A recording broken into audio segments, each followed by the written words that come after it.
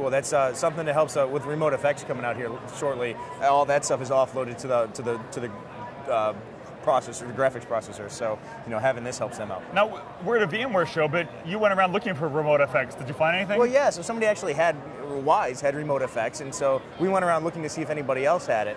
And I'm amazed to say that Wise was the only one who had the cojones to show Remote FX at a VMworld conference. So, and I mean, it wasn't anything all that remarkable. I mean, we'd seen Remote FX before, so we weren't wowed by it. But it was kind of neat to see that they were the only one here that were showing Remote FX on an R-class thin client. So Windows Embedded 7 running Remote FX. Cool.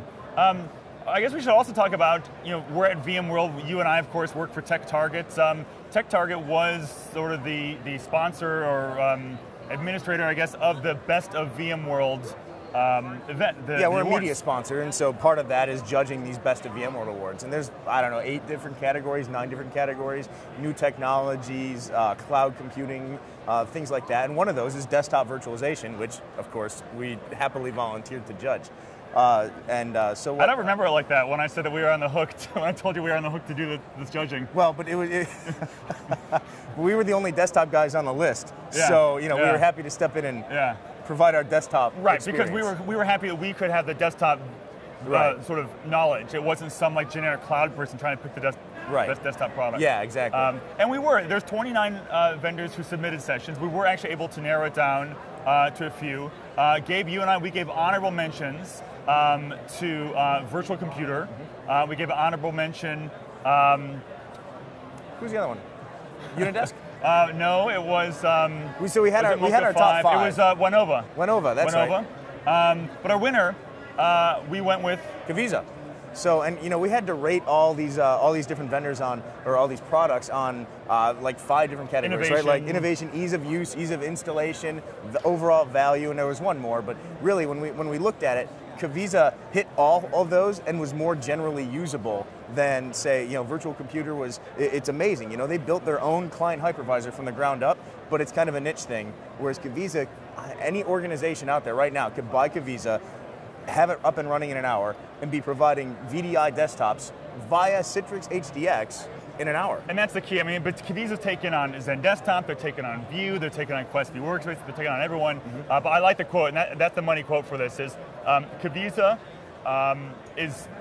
they're doing everything right, and it's a very great product. They've recently announced support for HDX, so if you want to, it's pay a little bit more per each license, but they've licensed a full HDX stack from Citrix. And with HDX, so any ICA client, old clients, new Mac, receiver, Dazzle, all that stuff. iPad. I mean, if we just learned that, I mean, it really is. I mean, it is a true full-on HDX experience. Nothing's held back or anything like that. And it's $35 more. Yeah, and it's so you can get that for $160 per concurrent user. Zen, I mean, there's another that's thing. all you need. It's a CCU thing. Yeah. So that's another attractive piece to people. But it's just easy, And I dare you to find too many organizations that are deploying more than maybe 1,000 VDI seats right now. Like I'm sure there's a bunch. There's probably a couple dozen maybe, but there's a lot of other organizations that just need it for a few cases or just want to get their feet wet. And that's the kind of solution that they can get in there and try to prove that concept. So as our final thing, let me ask you, I'm going to kind of put you on the spot. What's the most interesting new thing you saw? I mean, if I was going to sit down with you and say, okay, we're on this Floyd Mayor 3 days, like, what's the coolest thing you saw? Coolest thing. I keep going back to virtual bridges. I like the fact that in a few weeks now, they're going to release their version 5 of their Verdi product, and that's going to support Spice.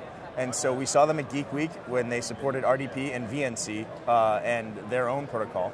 And we didn't really like the performance of either of their stuff. And RDP was RDP. Yeah. But now they have Spice. And so while I haven't seen it in, 2 years since we had Kubernetes in, I'm excited to get a look at it. And I want to compare it against the Red Hat product, because the Red Hat product, while it does broker Spice in VNC, it does not broker RDP. So, we can compare these two KVM-based VDI solutions, and one of them has a leg up on the protocols, I think. So what you're saying, so that's right, because Kubernetes, who invented Spice, they were bought by Red Hat. So now Red Hat has a desktop virtualization product. You're saying that does not do RDP. Correct. So then Virtual Bridges will do RDP. their proprietary one, and Spice. Right. But their implementation of Spice is bound to be a little bit different from Red Hat's because Red Hat owns everything that has to do with Spice. So Virtual Bridges had to make their own USB implementation because Spice, the part of Spice that's open, does not support USB. So they had to make their own. So there are some things that are key to just Virtual Bridges instead of Red Hat. So Spice may not be the same Spice, which is what I want to see. Right. All right. And you? My coolest one, brand new company. I never heard of them. They're called V3. And what do they do? I bet you it has something to do with virtualization or the cloud. Or desktops. Yeah, so V3, they are a hardware company. Okay. They're making servers. They're competing against Dell and HP. They've got a one-use server. They're kind of selling it as an appliance, but it's specifically made for running VDI desktops. So it runs ESX. And what they said is basically, server hardware has evolved over the past 10, 20 years to be kind of general purpose. What if we took all the technology today, the interconnects, all of our knowledge of what the desktop workload is, so the amount of IOPS it needs to the same spot and the crazy workload randomness and everything. Right. What if we took that knowledge and built from scratch a server appliance that's just built for doing desktops. The perfect box. So they're using like Fusion IO in there for disk access. They've got like 32 cores, but they're supporting 300 users per box. And interesting, they've got one of the things in their booth. Hang on. 300 desktops. Hosted virtual desktops. Per appliance. Per box. That's a terminal server number, man. That's bigger than a terminal server. That's a 64-bit terminal server. Yeah.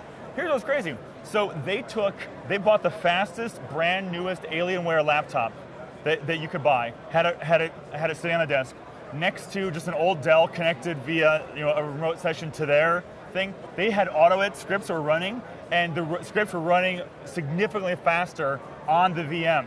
Now we don't know in that case that they had 299 other ones running at the same time. But what's interesting, it kind of gets back. Remember Chetan, his article, and what he talked about at Briforum, where he said, hey, VDI is about economies of scale.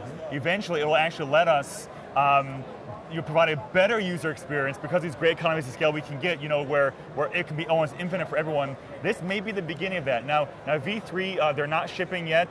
They're based in the Salt Lake City area. Okay. They've got a box, kind of like a pre-production box here.